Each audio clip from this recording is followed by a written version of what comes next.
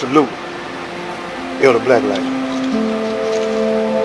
The point I'm trying to make about music is that a lot of young black brothers and sisters look up to their music makers in the rap or hip hop community. You know, they say that they are culture, but you're trying to separate yourself from the black community. Then you want to blend in with the black community,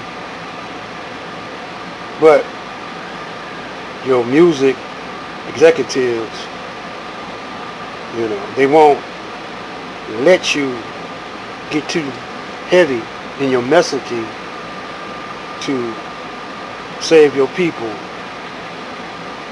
So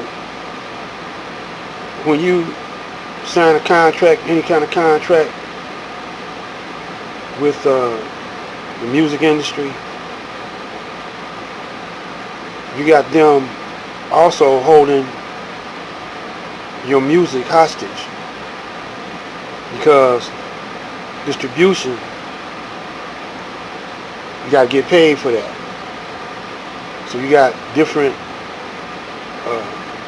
music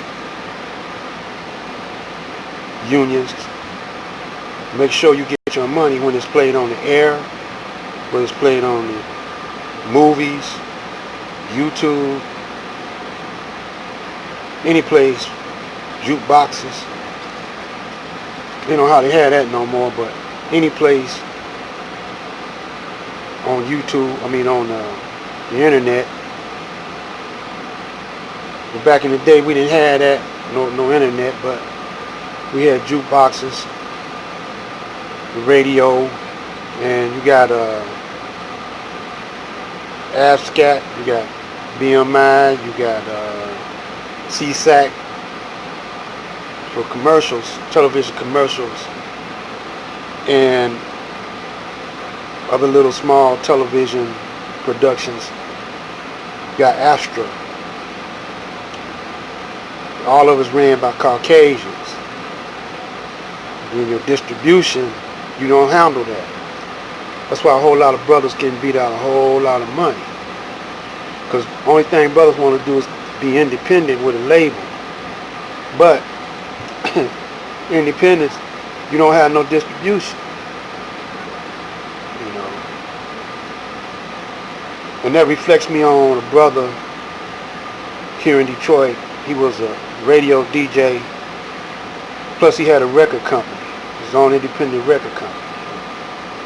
And he had a group. He had a couple of groups. I was in one of them. He had a group called Round Trip, formerly known as the Sins of Satan. I think they changed their name when I got in the group, because they know that I was a Muslim, you know. And this other group was called Al Hudson. First they were called the Soul Partners. Now they are known all over the planet as One Way. This brother also had a club here in the Detroit area called the Latin Quarters. I worked in that. That's how I got discovered by Round Trip. I was singing and they heard me sing and put me in the group. And he also, Al Perkins also was a promoter, and he promoted the Funkadelics here in Detroit on Grand River at the Olympia. And he was an independent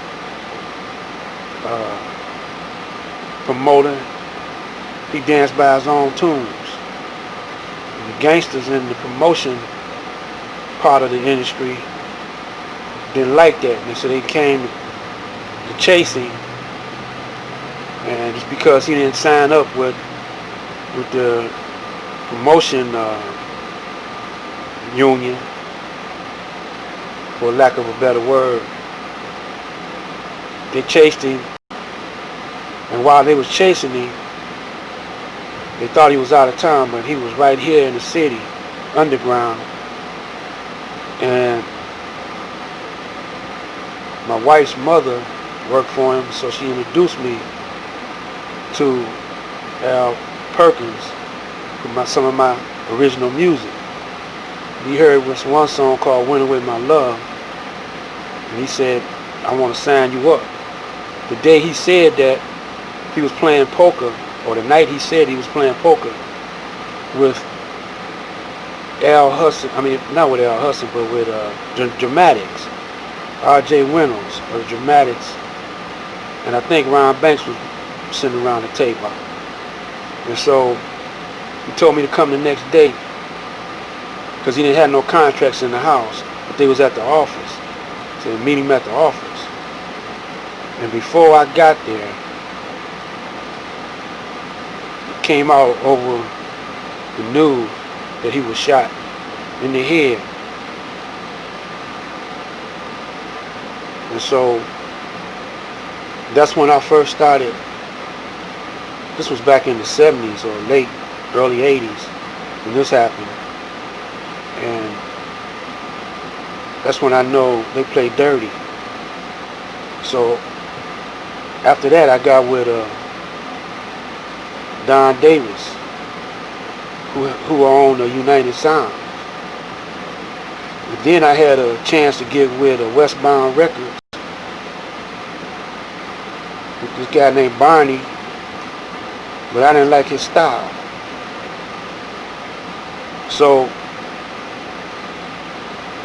I was hip to the music game, and I tried to go independent. So it take a lot of money. So the cats nowadays, with our big organizations like the Nation of Islam, Mr. Farrakhan was a musician himself. He got the final call. He done been all over Africa. He can help these young brothers out in a righteous way. Getting signing up with Jesse Jackson and Al Sharpton, they could put the Caucasian music business out of business. But they're not thinking like that, because I'm going out on a limb saying they too close to safe. They're too close to safe. So I look at Snoop Dogg. One day he came to the Nation of Islam and went back smoking weed, and so I started looking at the Nation of Islam, signing up with Scientology. So we're leaving these young talented brothers no alternative but to go, if they want their music heard, to go to Satan. So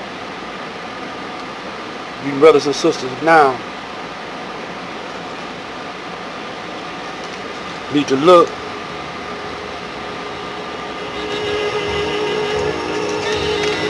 at what I'm saying